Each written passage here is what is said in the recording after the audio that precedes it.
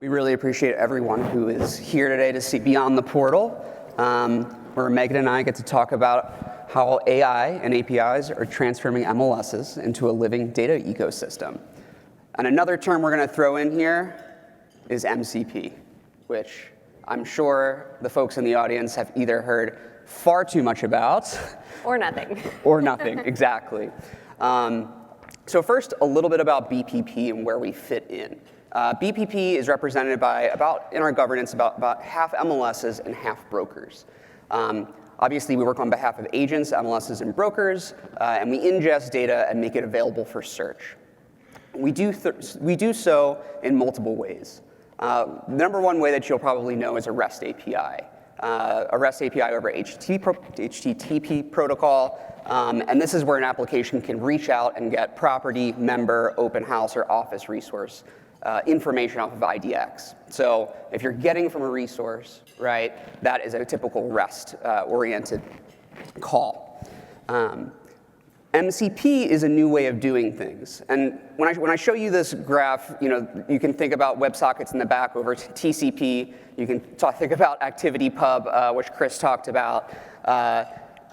There's multiple ways to do this, and this is a little bit of a simplification, but I think comparing REST to MCP is probably the best way that we can go about discussing it. So this REST API, which mutates resources, retrieves from resources, is very different than an MCP server, which Ardi might use to communicate with data.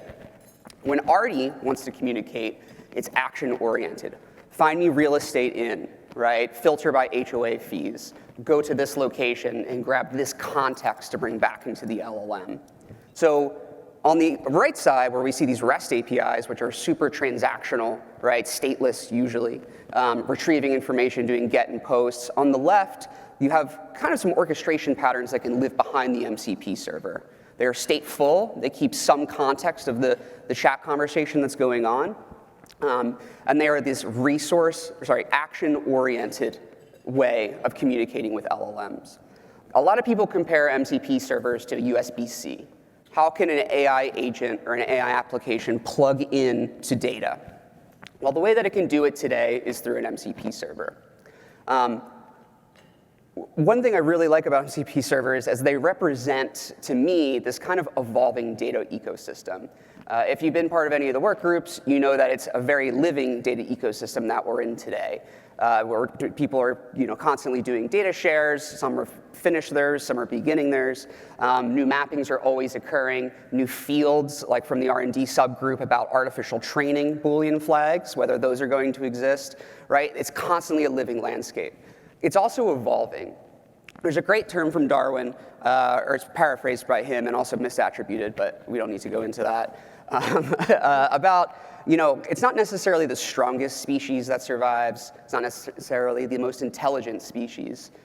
It's the one that's most adaptable to change. What we're seeing today is a change in how different applications, these new LLM experiences, these new AI agents that work on behalf of agents, how are they going to retrieve context of data? And they can do so through old means. REST APIs will still work with LLMs.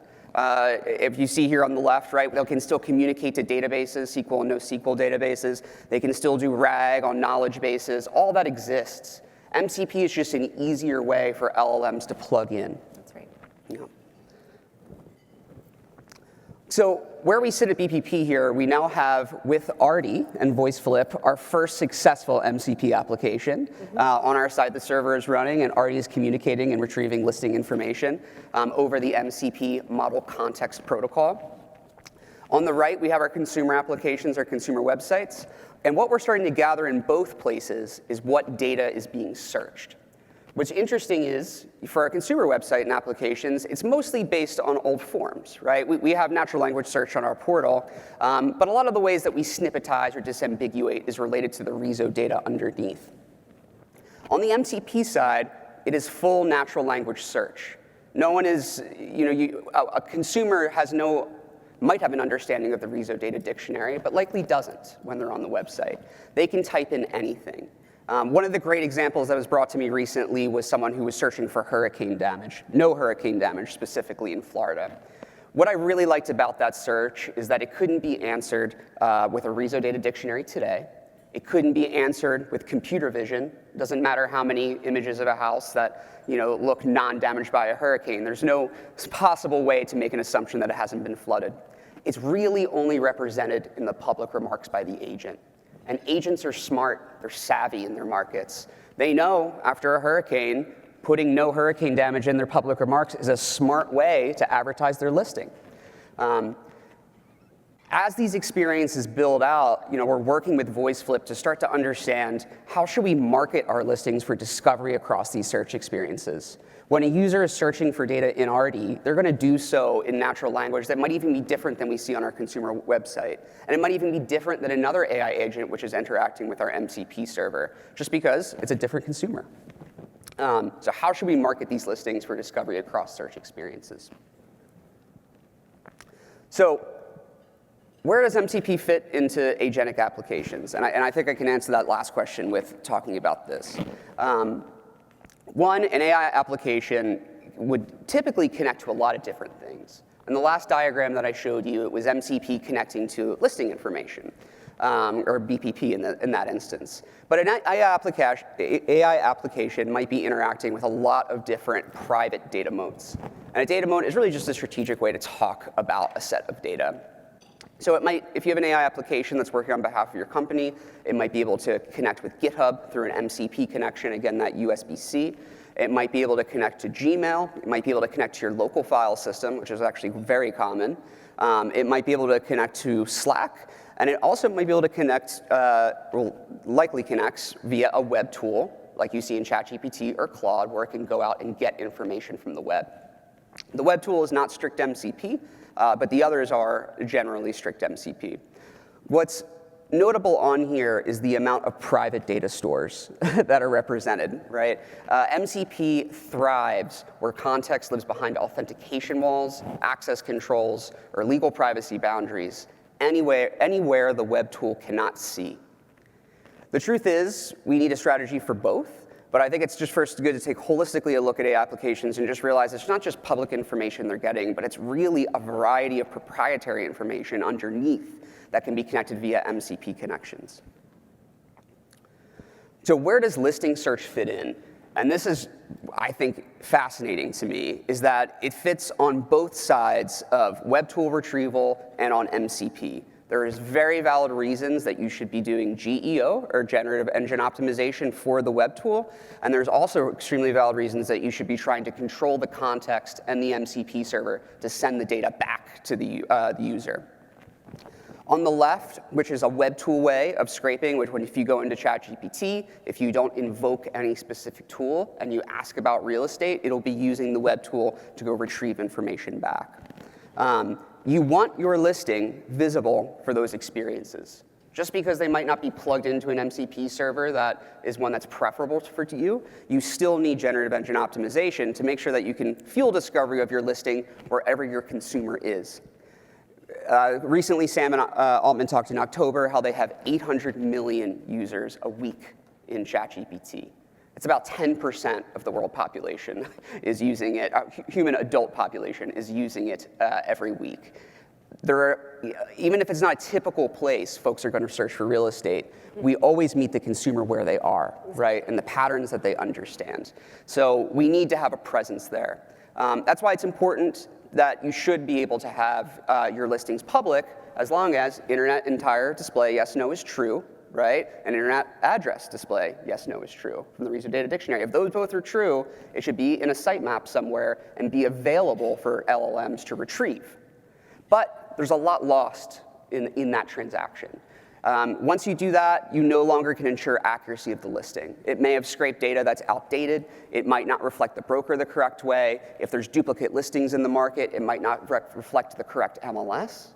Right? These are all the things that happens when it's reaching out for a public tool. On the flip side, with MCP, you can control the accuracy, you can control the compliance, the rules, the branding, the lead routing back to the correct broker, and you can control, importantly, the context that the LLM retrieves. You can make sure things like private remarks don't end up exposed to consumers, but public remarks do. This is the ability of MCP.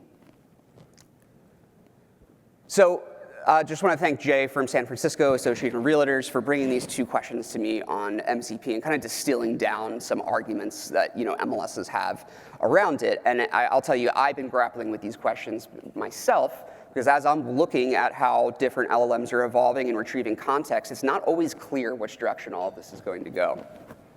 But I'll tell you some of the big valid reasons behind using MCP. 1, it keeps leads with the broker and agent.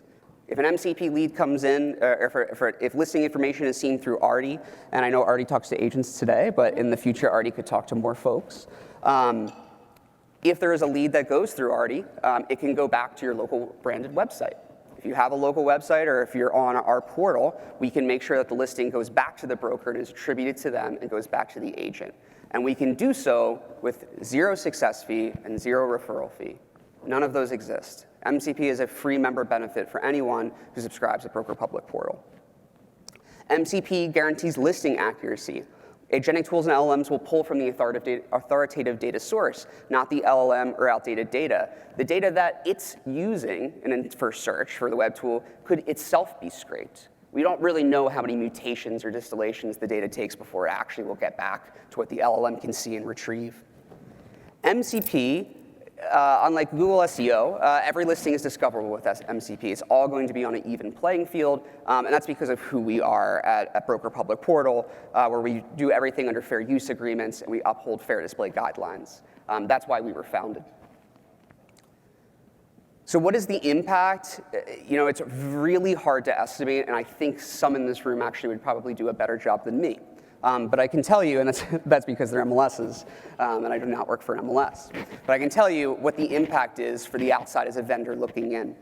Qualitatively, we can capture the consumer at the very start of their journey, inside an LLM or agentic experience, which for many folks that are growing up will be one of the first ways they search. This is a new generation that's coming up that may, for the first time, search in ChatGPT before they use a Google search bar. What is the price of grabbing a consumer at the very beginning of their funnel and bringing them back to the MLS, the authoritative source? Quantitatively, we could call it millions, right, with an asterisk. I don't know your market. I don't know your teams. I don't know the referral fees they pay today. I don't know their consumer search patterns. But I can tell you, with 800 million unique users a week on ChatGPT, more and more people will inevitably be searching this way. And for the first time in a long time, we have the opportunity to capture the start of the funnel. This hasn't really existed in the past. If you've done SEO for MLSs, then you know it's very hard to get on that first page of Google results. Extremely difficult. Right now, with MCP, there's really only going to be one winner. If you know how OpenAI is invoked today, you know that there's really not many people who are supplying that functionality, which means there's kind of an intermediary that has to be there today. With MCP, we can kind of break that down if we want to, and as long as enough folks rally behind it, we can create a connection that can give back leads to brokers with 0 referral fee and 0 success fee. Scale matters. Model Context Protocol only becomes powerful when it represents a large, unified corpus of listings, not isolated MLSs or fragmented vendor integrations. If you can imagine folks who are searching via an LLM or inside that search experience and finding real estate, it's not enough if they can only search in Charlotte, but they can't search in Chicago, right? They need a contiguous They're going to expect it, right? They are, because that's what they would see on a Google search bar. Absolutely. So we're really excited today because we were able to build our first MCP connection with Voiceflip, and Ardi, their agentic application, can retrieve data that way. So Meagan, why don't you take it over? Thank you. Thanks, Matt. Isn't he smart? I'm going to take it a step down, and I'm going to talk about how we're using this practically. So collaboration here really matters to us. Broker Public Portal is the consumer and the broker visibility from our perspective. MCP is connecting the MLS with RESO data standards. And then Ardi is our AI assistant. Right now we support agents, we support consumers on websites. Really anyone who wants to interact with Ardi can. And our goal and really long-term strategy is to just make data available on multiple channels so that people are not having to use or learn new technology, and we can meet them where they're at. So when an agent or a consumer talks to us, they don't have to know key terms or keywords for us to figure out how to get them an answer. So what's the difference between MCP and APIs? APIs are built for programs, MCP is built for AI. So we deal with a lot of APIs at Voiceflip and with Ardi. It is a massive difference for us to have to do 8, 10, maybe even 15 API calls when we get a question asked on one of our channels versus using MCP where we'd have to do one call. So people want answers now. They have an expectation that it should be immediate. That makes all the difference, 3 seconds versus milliseconds. So with MCP, we can actually deliver faster answers that we know are true. That matters too, because y'all have all experienced Gemini and ChatGPT hallucinating and giving incorrect answers. We don't believe in searching the World Wide Web. When we go and look for an answer, we want data that we can trust. So why this works well? Again, MLS is the authoritative source. Y'all should be controlling your data. We believe that, we support that. We believe in RESO standards, making it compliant, interoperable. Again, it improves our speed and simplicity. There's a massive difference for us to make one call versus several. Another difference is that we don't have to parse the data when we do an MCP call. There's already context built into the MCP, so we know that it's trustworthy, it's compliant. We've already got context built in. We're not having to run it through an extra context model, which we do with APIs. So we came up with this little slide. So here's a very normal question, and this is something that we are trying with Broker Public Portal right now. Someone goes out to Ardi. They can do that through text, they can do that through phone, they can do it through a bunch of different ways. They say, I want to see houses under 600K in Louisville. So we get that query, we hit the MCP server, it's got MLS data, obviously RESO compliant, and then we can give it a personalized answer. This is very different than just a typical chatbot. We're not taking keywords and guessing, we are actually taking context and making a decision on how we answer that. So then we can respond back within seconds saying, here are all the listings that you've asked for. They want to ask about the, what did you say, hurricane? Hurricane damage. Hurricane damage, they can ask about that, and the AI doesn't get lost in it. As long as we have the data, we can provide it in that context for them. Oh my gosh, we're already there to the thank you. 3 takeaways. Yes. Again, I want to just look at my notes real fast. So the MLS remains the authoritative source of truth. RESO standards make the data interoperable. BPP and Ardi, we provide the conversation back to the user. So again, I think our future is AI. If you don't have an AI strategy, thinking about how you're going to store your data in a data lake like an MCP really matters right now.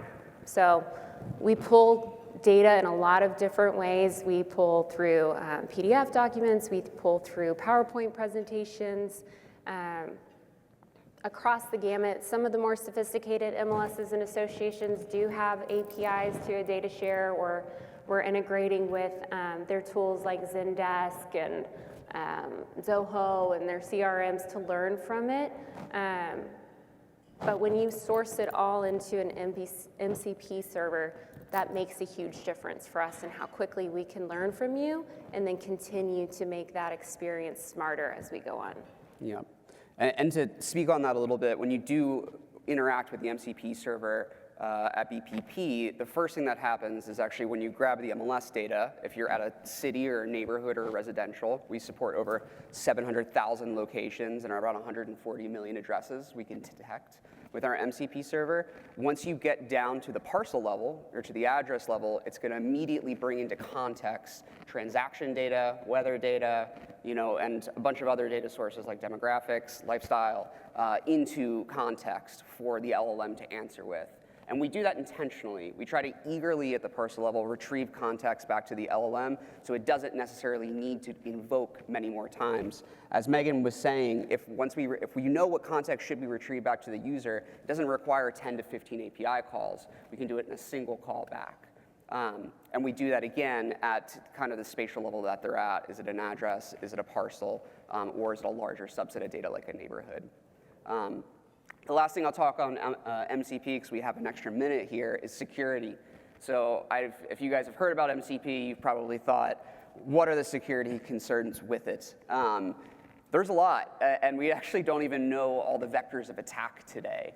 Some of the big ones are tool spoofing. So if you have a tool that's a trusted tool, swapping out the URL or having one that's close, that someone connects to and actually has some malicious code.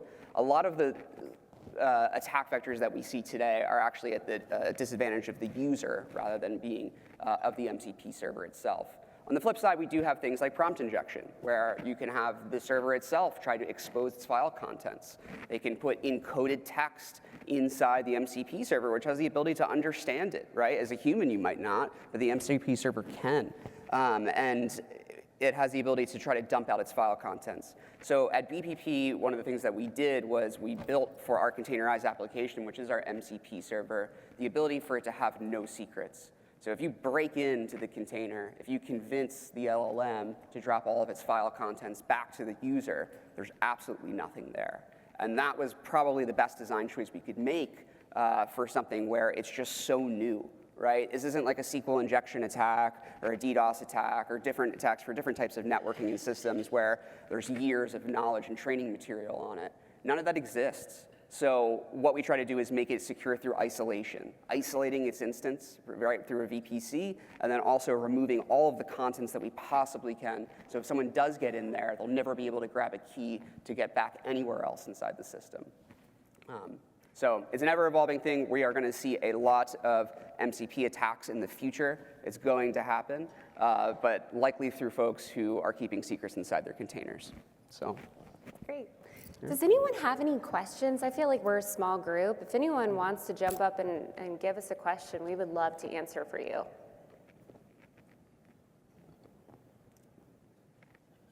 Come on, Dan. Hey, hi. Great, James.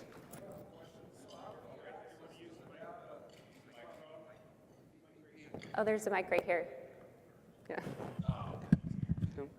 Oh, okay. I won't take it out then. Yeah, thanks you guys for sharing this. You shared a lot of exciting stuff. I know Matt spoke at the last one, kind of blew my mind at the end too about some stuff. My question is like, what's the process to get access to the data as a vendor that you guys have with Broker Public Portal, and also what MLS areas are participating with you guys? Yep. So for your second question, North Carolina, Illinois, and Montana, I think would be Minnesota would be the big three. That would be the big three states that we have, I would say, contiguous coverage in, where someone would have a very good search experience. Okay. For your first question, which is how to gain access, it has really been on a kind of person-by-person basis that we've been working with, where the MLS has to grant access to us, which they did in the case of Steve Berg giving Voiceflip access from Canopy. And so it's been pretty manual. But in December, we're going to launch a new part of our platform called Search DX, which will allow a user to go in and kind of submit a form. An easier way to request data, because it has been difficult. I know it has been to gain access, and purposely so, where you're trying to keep every guardrail in place to work on the behalf of MLSs and make sure that they completely understand what they're getting into when they decide to open up one of these connections. But yeah, we do plan to make it easier in the future. Cool. Thank you, guys. Thank you.